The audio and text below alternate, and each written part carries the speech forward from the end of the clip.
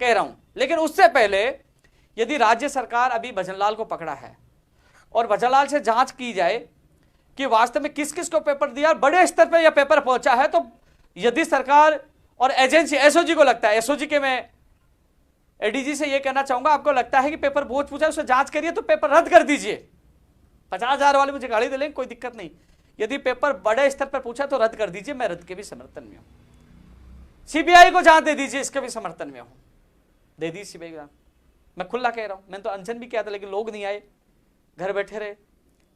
लेकिन आप यह भी नहीं कर पा रहे हो कि हम सीबीआई को भी नहीं देंगे, हम रद्द भी नहीं करेंगे, तो कम से कम उन लोगों का भला कर दीजिए जो कुछ पॉइंटों से, नंबरों से वो आज रो रहे हैं कि हमारे भविष्य के साथ गलत हो सकता है। 80, 82, 83% बनाकर वो आए हैं, तो कम से कम भजनलाल ने जिस चीज को पेपर दिया है उनको पकड़ के ब्लैक लिस्टेड हमेशा के लिए करिए और उनकी जगह नए अभ्यर्थियों को मौका दीजिए ना। नए अभ्यर्थियों को मौका मिलेगा, उनको बाहर करिए।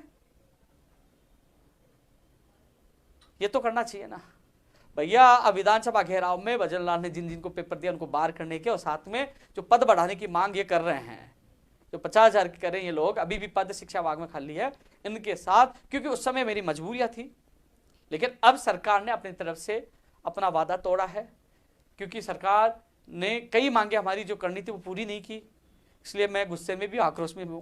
क्योंकि अध्यादेश लाना था, आदेश जारी करना तो अभी तक जारी नहीं हुआ। लेकिन यह जरूर है कि संघर्ष के लिए, अब एक चीज और बता दूं, रीट, एसआई, जयन, इन भर्तियों के लिए, सीबीआई के लिए जांच के लिए पहले भी कुछ लोगों ने अनशन किया था, अभी भी अनशन जारी है। मैं राज्य सरकार से निवेदन करूंगा कि मामलों को संज्ञान में लेकर अनशनकारियों से बात करके उनके जीवन को बचाया जाए। लेकिन अलग अलग संगठन अलग अलग मांग कर रहे हैं, मेरी उनकी मांगों को पूरा समर्थन है। लेकिन राज्य सरकार, जो हमने अनशन किया, महेश जोशी जी आए, उन्होंने घोषणा कर दी गैर जमानती कानून की, क्योंकि रीट और एसआई की, सीबीआई की जांच की मांग चली है, मैंने भी समर्थन किया। लेकिन रीट और एसआई की मांग पूरी नहीं होगी तो कुछ लोग आएंगे कि भैया हमारे कानून की मांग सरकार ने मान ली है। तो मैं आपको बता दूं, 17 अक्टूबर 2021 को सरकार ने घोषणा कर दी थी, और उसके बाद 18 अक्टूबर को मुख्य सचेतक, मंत्री लेवल जो महेश जोशी जी, एसएमएस में पूछकर उन्होंने पढ़कर खुद ने कहा था हमने राजस्थान बेरोजगार एकीकृत महासंघ की मांग मान ली, गैर जमानती कानून लाने की। कानून का अध्यादेश भी आएगा। विधानसभा घेराव के दौरान कहा था कि हम अध्यादेश लेके आ रहे हैं, आप विधानसभा घेराव क्यों कर रहे हैं? लेकिन मैं उसमें संशोधन चाहता हूं, 10 से 20 साल या उम्र कैद की सजा का प्रावधान हो, और जो अपराधी हैं उनकी संपत्ति जब्त किए जाए, यह मैं मांग कर रहा हूं। इसमें संशोधन चाहता हूं। फर्जी डिग्री, डिप्लोमा और दिव्यांग सर्टिफिकेट को तो शामिल करने की बात पर उन्होंने सहमति दे दी है, लेकिन यह संशोधन चाहता हूं मैं। बाहर राज्य का कोटा कम हो, राजस्थान के बेरोजगार को प्राथमिकता दी जाए, यह मैं चाहता हूं। रीट में जो 50,000 की मांग करें अभ्यर्थियों की, आप 50 नहीं तो 45 कर दीजिए, लेकिन पदों की संख्या बढ़ाए, यह मैं चाहता हूं। रीट 2018 का 25 तारीख को मामला निस्तारण करो, यह चाहता हूं मैं। रीट वाले 50,000 वाले कमेंट कर रहे, मैं आपको पुनः बता दूं, मैंने कह दिया है, अब तैयारियां शुरू कर दो, इस बार बुछाल आएगा। और विश्वास दिलाता हूं पद तो बढ़ेंगे, चाहे मेरा खून बहे, कह रहा हूं मैं, इस बार पीछे नहीं हटूंगा। तैयार रहना। मैं परमिशन आके है 24-25 को आके मीटिंग के बाद, वहां के बाद मैं मेरे साथियों के साथ जो कार्यकारिणी सदस्य जो भी है, नया अध्यक्ष बने जो भी है, वो परमिशन के लिए एप्लीकेशन मैं उनके साथ जाऊंगा, परमिशन लेकर आगे की प्रक्रिया शुरू करेंगे। तो आप चिंता मत करो, खुला बोल रहा हूं ना। पहले तो मैं ट्वीट कर रहा था, मैंने मजबूरी बता दिया, मजबूरी नहीं, अब तो लड़ने का ऐलान कर दिया। और अच्छा काम कर रहे हो, क्योंकि सरकार सीबीआई की जांच करवाए, और सीबीआई की जांच नहीं करा रही है। मान लो, मुझे पता है कि हमने पूरी कोशिश की, उस समय तो दीपावली दशहरा हमने बनाया, हमारे साथ संख्या भी 300-400 लोग बैठे रहे, तभी भी सरकार ने हमारी मांग नहीं मानी। जबकि 300-400 लोगों में रीट एसआई का एक भी अभ्यर्थी नहीं था, फिर भी हमने मांग मानी। लास्ट में 6 दिन बाद हमें वो मांग बदलनी पड़ी, क्योंकि लोग नहीं पूछे थे।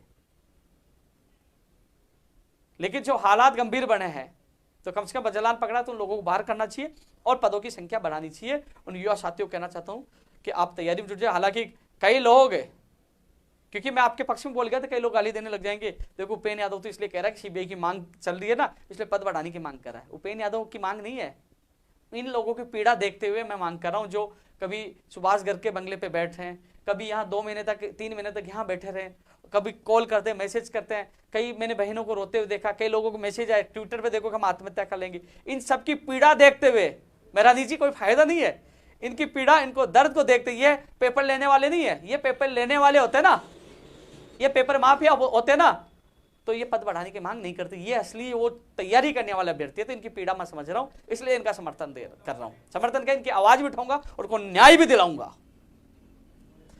सीना ठोक के कहता हूं, इनकी मांग मजबूती से उठाऊंगा। लोग क्या कहते हैं, ऐसे बोल के दिखाओ, तो बोल रहा हूं मैं।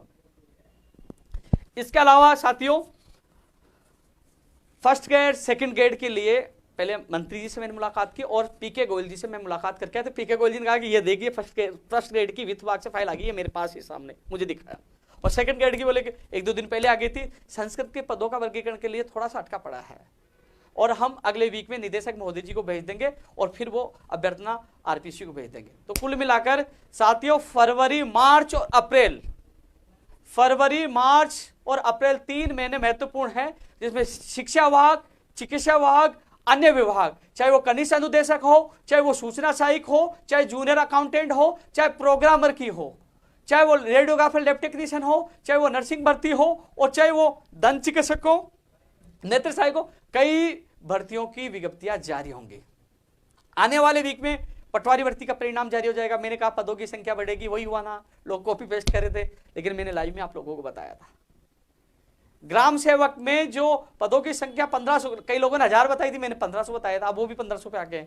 वो फाइल वित्त विभाग में गई हुई है और कोशिश करके वहां से स्वीकृति दिलाकर मैं कोशिश करूंगा यहां भिजवाने की, जिससे वो जुड़ सके। वीडियो में नॉर्मलाइजेशन की जो बात कर रहे थे, उनके कमेटी, अधीनस्थ बोर्ड की कमेटी पहले से बनाई हुई है, वो कमेटी निर्णय लेती है कि वास्तव में नॉर्मलाइजेशन करना है तो वो करेगी, उन्होंने यह कहा है। पीटीआई का परिणाम आने वाले वीक में आ रहा है। कंप्यूटर अनुदेशक भर्ती की विज्ञप्ति भी भगवान ने चाहे तो आने वाले वीक में जारी हो जाएगी। JN डिग्री का परिणाम भी इस महीने के लिए उन्होंने कहा है, इंतजार करो, ये वीक भी आपके लिए खुशखबरी लेके आए, लगातार आप लोगों के लिए प्रयास करो।